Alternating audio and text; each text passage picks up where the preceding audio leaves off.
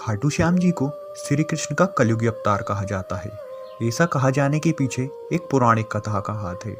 दोस्तों, कहा जाता है कि खाटू श्याम जी के दरबार में जो भी जाता है उसकी मन की मुराद पूरी होती है। वे अपनी कृपा से रंक को भी राजा बना देते हैं। दोस्तों, आज हम आपको बताएंगे खाटू श्याम जी की पूरी कहानी विस्तार के साथ, तो जुड़े रहिए हमारे चैनल के साथ।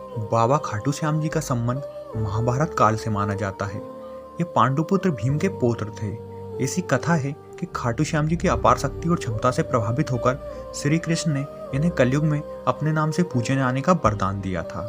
तो चलिए दोस्तों, आज हम आपको बताते हैं खाटू श्याम जी की पूरी कथा विस्तार से। लाक्षागृह की घटना में प्राण बचाकर वन वन भटक रहे पांडवों की मुलाकात हिडिंबा नामक राक्षसी से हुई थी। ये भीम को पति के रूप में प्राप्त करना चाहती थी।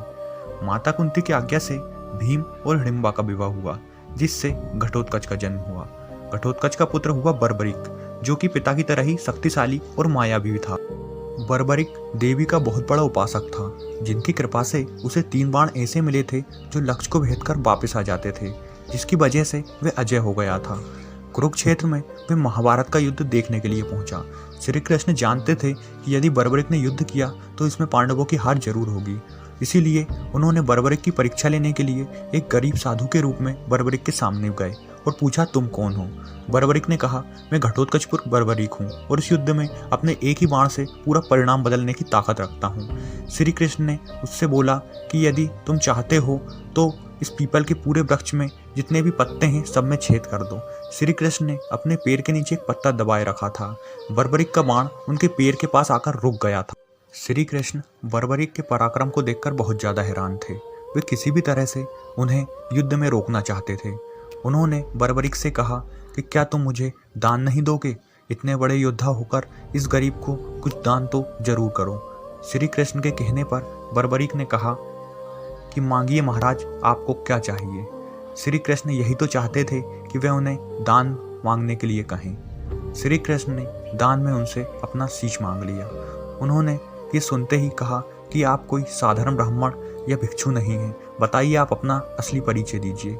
उन्होंने श्री कृष्ण के रूप में अपना परिचय दिया। बर्बरिक ने खुशी खुशी अपना सिर काटकर श्री कृष्ण के हाथों में दे दिया। बदले में श्री कृष्ण से युद्ध देखने की अभिलाषा की।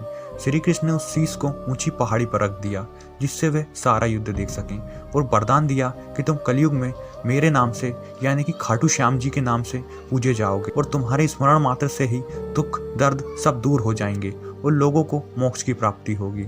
दोस्तों, खाटू श्याम जी ने कई चमत्कार किए हैं और वे अपने भक्तों का दुख दर्द दूर कर देते हैं। स्मरण मात्र से ही मुक्ति की प्राप्ति होती है। तो बोलिए खाटू श्याम महाराज की जय। तो दोस्तों, ये थी खाटू श्याम जी की पूरी कहानी। उम्मीद करते हैं कहानी आपको जरूर पसंद आई होगी। यदि आप भी खाटू श्याम जी के दर्शन करना चाहते हैं या खाटू श्याम जी को मानते हैं तो कमेंट में जय खाटू श्याम जी जरूर लिखें। धन्यवाद।